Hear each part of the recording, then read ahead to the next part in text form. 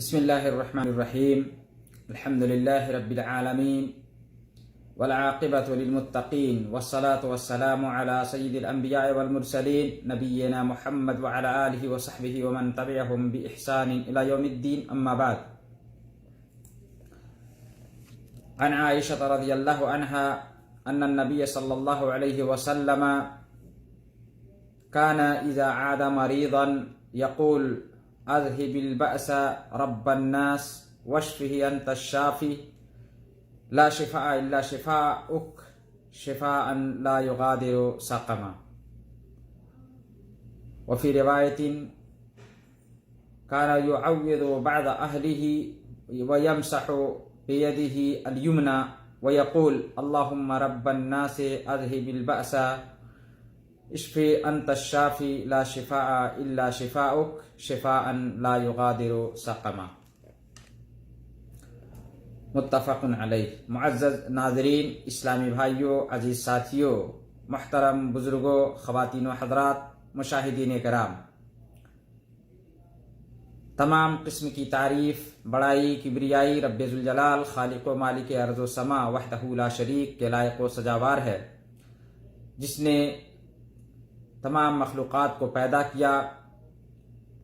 اور بے شمار درود و سلام نازل ہو پیارے حبیب جناب محمد رسول اللہ صلی اللہ علیہ وسلم پر، جو پوری دنیا کے لیے رحمت اور رشد و ہدایت بن کر تشریف لائے.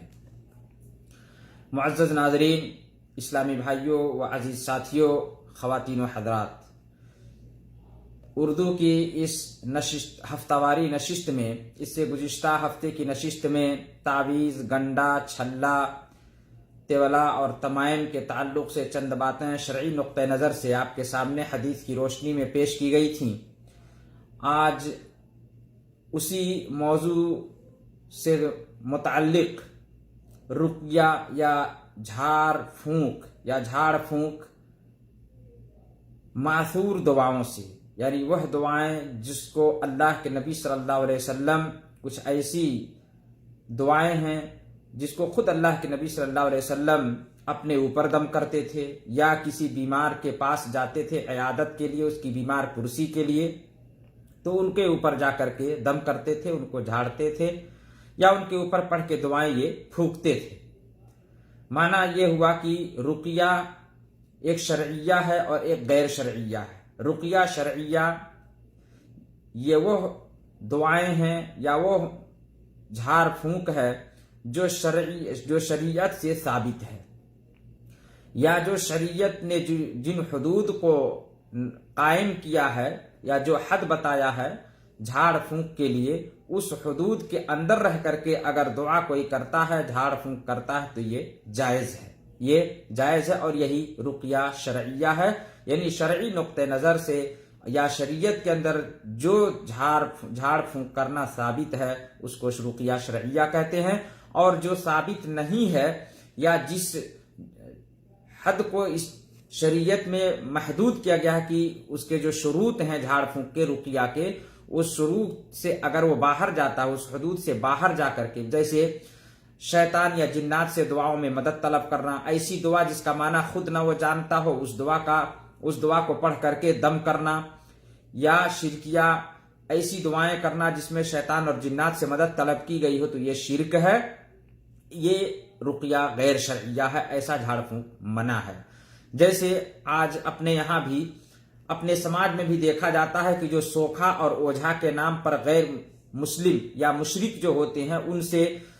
رقیہ شرعیہ کی تو امید ہی نہیں ہے. وہ ایسے منتر اور ایسی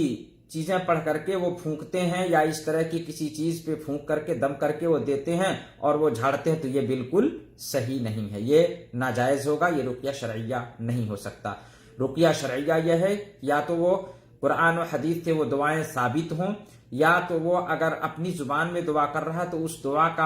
کا معنی جانے کہ وہ کیا کہہ رہا ہے، کیا پڑھ رہا ہے. ایسی دعا نہ ہو کہ جس کا معنی ہی وہ نہ جانتا ہو جھاڑ پھونک کرنے والا، اور عربی لفظ بھی نہ ہو یا قرآن و حدیث سے بھی وہ چیز ثابت نہ ہو، تو یہ رقیہ غیر شرعیہ ہو جائے گا. ایسا جھاڑ پھونک کرنا اسلام کے اندر منع ہے. بلکہ بسا اوقات اگر جنات سے مدد طلب کی گئی ہے، شیطان سے مدد طلب کی گئی ہے اس دعا کے اندر، اس جھاڑ پھونک کے اندر، تو یہ شرک ہوگا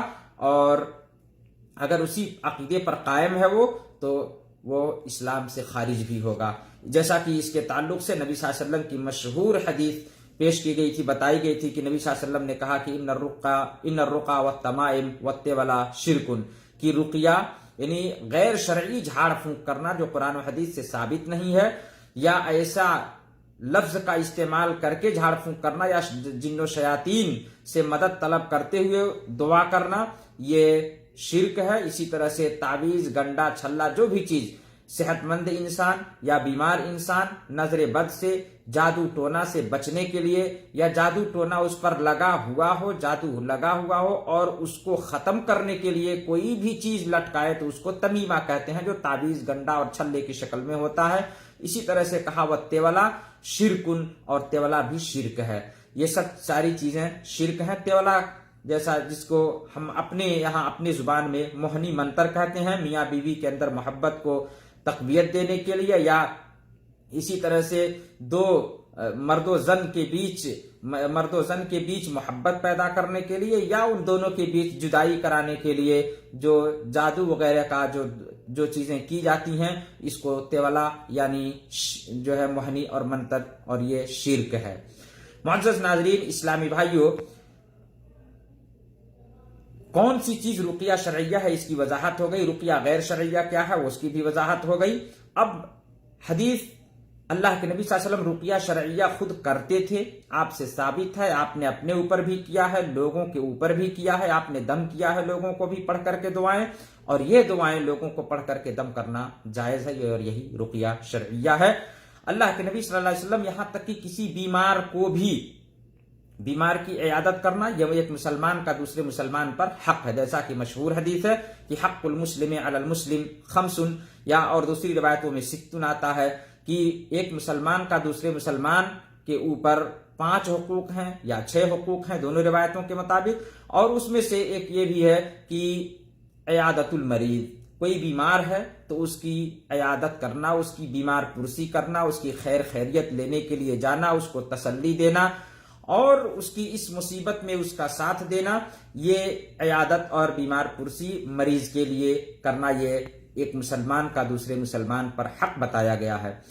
اب اگر کوئی ایک مسلمان مریض کی عیادت کے لیے جاتا ہے تو اسے کون سی دعا پڑھنی چاہیے؟ اللہ کے نبی صلی اللہ علیہ وسلم بھی بیماروں کی عیادت کرتے تھے، بیمار پرسی کرتے تھے، مریضوں کے پاس جاتے تھے، انہیں تسلی دیتے تھے، اور تسلی ہی نہیں بلکہ اللہ کے نبی صلی اللہ علیہ وسلم ان کے اوپر دم بھی کرتے تھے. دم کرتے تھے یعنی دعائیں پڑھ کے ان کے اوپر پھونکتے بھی تھے. تو آئیے اس کی بخاری اور مسلم شریف کی حدیث، عائشہ رضی اللہ تعالی عنہا کی حدیث ہے، کہتی ہیں کہ اللہ کے نبی صلی اللہ علیہ وسلم ان النبی صلی اللہ علیہ وسلم کان یعوذ بعض اہلی، اللہ کے نبی صلی اللہ علیہ وسلم اپنے گھر کے بعض افراد کے اوپر دم کرتے تھے، بعض لوگوں پر دم کرتے تھے. یمسح بیدہ الیمنا، اور دم کرتے ہوئے نبی صلی اللہ علیہ وسلم دعا پڑھتے اور پھونکتے، اور اپنا داہنا ہاتھ بھی اس جگہ پر جہاں پہ اس کو تکلیف ہے اس جگہ پر پھیرتے تھے، اس کے اوپر پھیرتے تھے. وَيَقُول، اور یہ دعا پڑھتے تھے. کون سی دعا پڑھتے تھے اور دم کرتے تھے؟ یہ دعا ہے اللہم رب الناس اذھب البأس اشفی انت الشافی لا شفاء الا شفاؤک شفاء لا یغادر سقما، کہ اے میرے اللہ، لوگوں کے رب، اس کی بیماری کو دور کر دے، تو اسے شفا دے دے، تو ہی شفا دینے والا ہے. لا شفاء الا شفاؤک، شفا وہی ہے جو تیری طرف سے ہے، شفا وہی ہے جو تیری طرف سے ہے. اور شفاء لا یغادر سقما، ایسی شفا کی بیماری ذرا بھی باقی نہ رہ جائے، ایسی شفا دے دے کہ بیماری اس کے اندر ذرا بھی باقی نہ رہ جائے. یہ دعا اللہ کے نبی صلی اللہ علیہ وسلم پڑھتے تھے، اپنا ہاتھ اس مریض کے اوپر پھیرتے تھے اور یہ پھونکتے تھے اور اپنا ہاتھ بھی پھیرتے تھے. اسی طرح سے عائشہ رضی اللہ تعالی عنہا کی دوسری مسلم شریفی کی روایت میں ہے، کہتی ہیں کہ ان رسول اللہ صلی اللہ علیہ وسلم کان اذا عاد مریضا، خصوصی طور پر جب آپ صلی اللہ علیہ وسلم کسی مریض کی، کسی بیمار کی عیادت کرتے، بیمار پرسی کرتے، اس کے یہاں جاتے اور اس کی خیر خیریت معلوم کرتے، حال چال لینے کے لیے جاتے تو تسلی دیتے، اور یہ دعا آپ صلی اللہ علیہ وسلم پڑھتے تھے اذھب البأس رب الناس वश्फी अंत शाफी ला शिफा इल्ला शिफाउक शिफाअन ला युगादिरु सक़मा, कि बीमारी को दूर कर दे ऐ लोगों के रब, और इसे तू शिफा दे दे, तू ही शिफा देने वाला है, इसे शिफा दे दे, तू ही शिफा देने वाला है। ऐसी और शिफा वही है जो तेरी तरफ से है, जो तेरी तरफ से हो वही शिफा असल शिफा है। और फिर कहते थे शिफा अन ला युगादिरु सक़मा, ऐसी शिफा इसे दे दे अल्लाह की बीमारी जरा भी बाकी ना रह जाए, बीमारी जरा भी बाकी ना रह जाए। ये मुस्लिम शरीफ की हदीस है। मुअज़्ज़ज़ नाज़रीन, इस्लामी भाइयों, अजीज साथियों, ये वह दुआएं हैं जो अल्लाह के नबी सल्लल्लाहु अलैहि वसल्लम किसी भी बीमार के पास इयादत के लिए जाते थे तो इसको पढ़ते थे और उन पे फूंकते थे, अपना हाथ भी फेरते थे। किसी खास जिस्म के, किसी बदन के किसी खास जो है जगह पर अगर दर्द है तो उस पर नबी सल्लल्लाहु अलैहि वसल्लम अपना हाथ फेरते थे और इस तरह से नबी सल्लल्लाहु अलैहि वसल्लम दम करते थे। मालूम यह हुआ कि रुक़या शरइया या दम करना वह दुआएं, और जैसा कि हदीस में आता है कि अल्लाह के नबी सल्लल्लाहु अलैहि वसल्लम की जब वफात या मरदुल मौत में जब नबी सल्लल्लाहु अलैहि वसल्लम थे तो आप सल्लल्लाहु अलैहि वसल्लम कुल औज़ु बिरब्बिल फलक और कुल औज़ु बिरब्बिन नास पढ़ते थे और पढ़ पढ़ के फूंकते थे। और जब तबीयत इतनी भारी हो गई कि आपको इतनी सकत नहीं रह गई, तो आयशा रज़ी अल्लाह ताला अन्हा की ये रिवायत है, वो कहती हैं कि तब मैं आप सल्लल्लाहु अलैहि वसल्लम के हाथ को लेती थी और आपके हाथ को पकड़ करके मैं आप पढ़ते थे और मैं आप ही के हाथ से आपसी बरकत के लिए उनके हाथ को उनके तकलीफ की जगह पे मैं फेरती थी, उनके बदन पे, उनके जिस्म पे फेरती थी।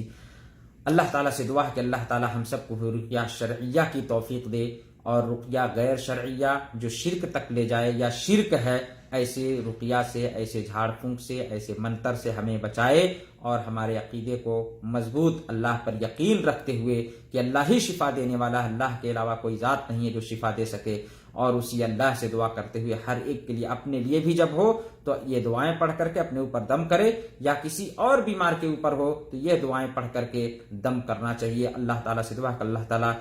तमाम मुसलमानों को हर तरह की बीमारी से शिफाए कुल्ली अता फरमा, और ऐ शिफा देने वाले रब, तू ही शिफा देने वाला है, सबको शिफाए कुल्ली अता फरमा, हर बीमारी से, हर शर से, हर मकरूह से महफूज फरमा। आमीन। वस्सलामु अलैकुम वरहमतुल्लाहि वबरकातुहू।